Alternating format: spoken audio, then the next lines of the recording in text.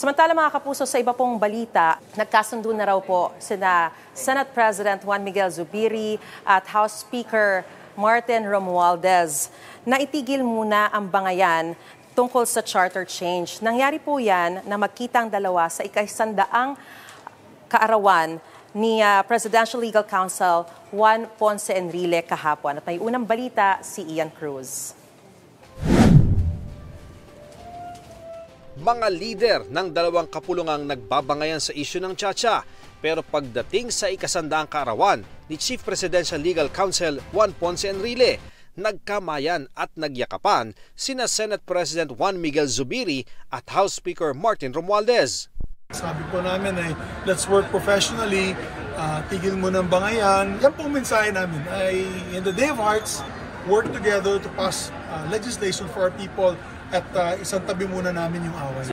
Sabi ni Zubiri, gusto na ring mag-move on ng karamihan sa mga kasama niyang senador, pero depende raw yan sa Kamara. Hindi rin daw pipigilan ni Zubiri ang gumugulong ng investigasyon ng Senado sa People's Initiative. Sa pagdinig tungkol sa People's Initiative, naungkat ang akap o ayuda sa kapusang kita na proyekto ng DSWD na pinangangambahan ng ilang senador na posibleng nagamit panuhol para makalikom ng pirma. Ayon kay Senadora Amy Marcos, hindi umano nabanggit sa budget deliberations ng DSWD ang akap, gayong siya pa ang nagdepensa ng budget nito. Sa Bicameral Conference Committee Report o BICAM na raw ito tila isiningit. May natanggap din daw siyang impormasyon mula sa isang opisina sa Kamara na nagsasabi kung kanino dumaraan ang mga programa tulad ng AKAP. Lahat ng soft request, ibig sabihin yung mga MAIP, TUPAD, AIX, ganyan, idadaan sa Speaker's Office.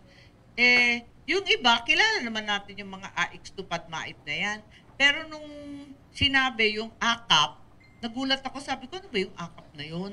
Ayon naman sa DSWD, para sa mga tinatawag na near-purang AKAP, sila yung mga hindi pa itinuturing na mahihirap pero maaaring masadlak dito dahil madaling maapektuhan ng mga dagok sa ekonomiya gaya ng inflation.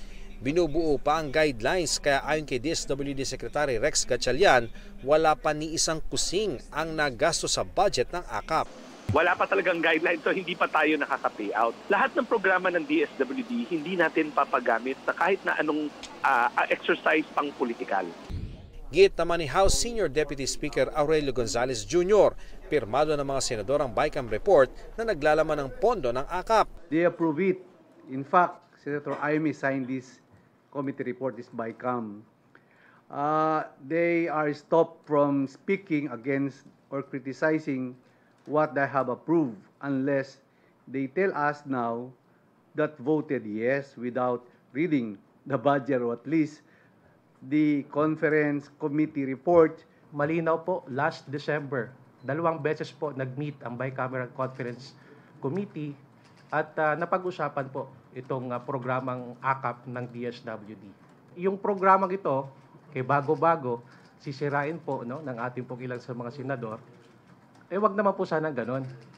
Sinusubukan pa naming makuha ang panig ni Speaker Romualdez tungkol sa mga alegasyon ni Senator Marcos, gayon din ang tungkol sa pagtatagpo nila ng liderato ng Senado sa kaarawan ni Enrile. Ito ang unang balita, Ian Cruz para sa GMA Integrated News. Mga kapuso, para una ka sa mga balita, mag-subscribe sa GMA Integrated News sa YouTube. Sa mga kapuso abroad, subaybayan niyo po kami sa GMA Pinoy TV at sa www.gmanews.tv.